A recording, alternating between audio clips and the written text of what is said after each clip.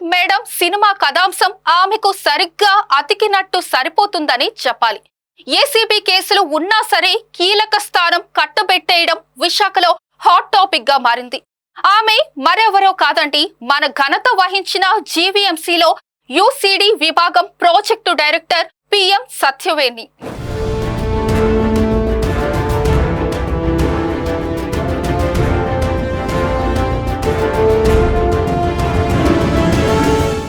ఈ అధికారి ఏ జిల్లాలో ఎక్కడికి వెళ్లినా సరే నో రూల్స్ అని టాక్. జీవీఎంసీలోనే కాదు, గతంలో సైతం ఆమె ట్రాక్ రికార్డ్ అంతా అస్తవ్యస్తం, అవినీతిమయమని సిబ్బంది గుర్తు చేస్తున్నారు. జీవీఎంసీలోకి ఈ అధికారి ఎలా వచ్చారో అందరికీ తెలిసిందే. ఆమె అవినీతి కేసులో నిందితురాలు. గతంలో 5,000 లంచం తీసుకుంటూ ఏసీబీకి చిక్కారు. ఇంకా ఆ కేసు కోర్టులో పెండింగ్ లోనే ఉంది. అయినప్పటికీ ఆమెకు కీలక పోస్టులు వరించడం తీవ్ర దుమారం రేపుతుంది. విశాఖలో రోడ్లపై ఎంతమంది బిచ్చగాళ్లు, నిరాశ్రయులు ఉన్న కారులో తిరిగే యూసీడీ పీడీ సత్యవేణికి మాత్రం కనిపించరు. సిటీలోని నైట్ షెల్టర్ల మీద సమీక్షకి సైతం ఈమెకు తీరుపాటు లేదా అని ఎన్జీఓలు ప్రశ్నిస్తున్నారు.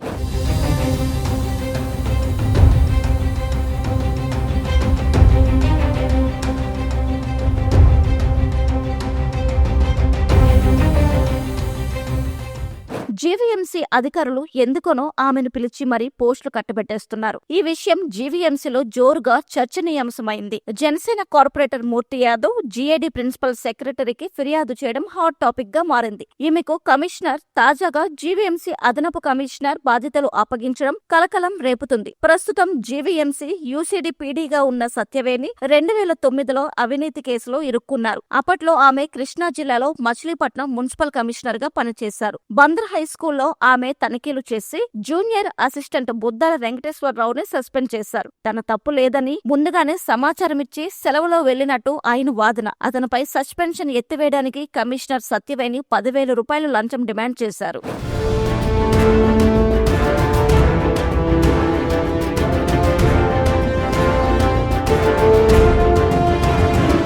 ఆమె ఇంట్లో వెంకటేశ్వరరావు నుంచి 5,000 తీసుకుంటున్న సమయంలో ఏసీబీ అధికారులు అరెస్టు చేశారు. ఏసీబీ కేసులు, విజిలెన్స్ జాబితాలో ఉన్న అధికారులకు కీలక పోస్టింగ్లు ఇవ్వకూడదని ప్రభుత్వ ఉత్తర్వులు ఉన్నాయి. కానీ ఈమె విషయంలో మాత్రం వాటిని పట్టించుకోలేదన్న ఆరోపణలు వినిపిస్తున్నాయి. 2016-17 ఏడాదిలో ఆమెకు స్పెషల్ గ్రేడ్ మున్సిపల్ కమిషనర్ గా పదోన్నతి విషయాన్ని అప్పటి అధికారులు పక్కన పెట్టారు. ఆ సమయంలో కాకినాడ అడిషనల్ కమిషనర్ గా ఉన్నారు. గ్రేడ్ 1 కమిషనర్ గా 9 ఏళ్లు సర్వీస్ పూర్తి చేసుకున్నప్పటికీ పదోన్నతి ఇవ్వకపోవడంతో ఆమె కోర్టుకు వెళ్లారు. కోర్టు సూచనల మేరకు మళ్లీ ఆమె పేరును పరిశీలించారు. అప్పటికే సత్యవేణిపై 2 క్రమశిక్షణ కేసులు ఉన్నాయి. జీవీఎంసీ పరిధిలో ప్రభుత్వ సంక్షేమ పథకాలు, పొదుపు సంఘాల కార్యకలాపాలన్నీ యూసీడీ విభాగం ద్వారానే ప్రజలకు అందుతాయి. రాజకీయ పలుకుబడితోనే ఆమెకు ప్రధానమైన పోస్టులు దక్కుతున్నాయన్న వాదన ఉంది.